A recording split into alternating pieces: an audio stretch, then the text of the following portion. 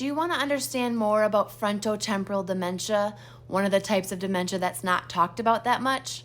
Hi, I'm Joanna. I'm a dementia expert. I've been caring for people with dementia for 20 years, and I make videos like this almost every day, so don't forget to follow me. So frontotemporal dementia doesn't look anything like you think dementia would look, because it doesn't affect the memory, but what it affects is your frontal lobe and your temporal lobe in your brain. So your frontal lobe is where your filter is. And so people with frontotemporal dementia don't have a filter.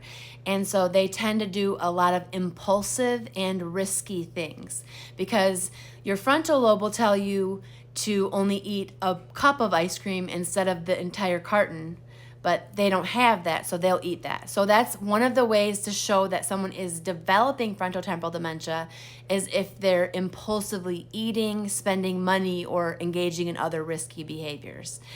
To some, it may seem like it looks almost like a midlife crisis that they're going through, and people don't always know that it's frontotemporal dementia. The other part, the temporal lobe that it affects, is the communication. And so they have a difficult time receiving information in and understanding your words, as well as speaking words and being able to tell you what they think.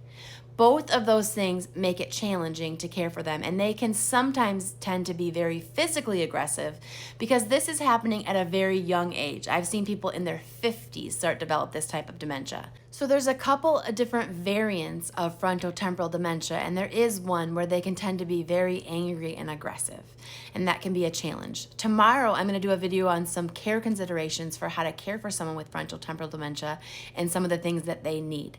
Hope that helps, and if you're interested in more tips and tricks on dementia, check out my website at www.mlfnd.org, where I have my Dementia 101 course.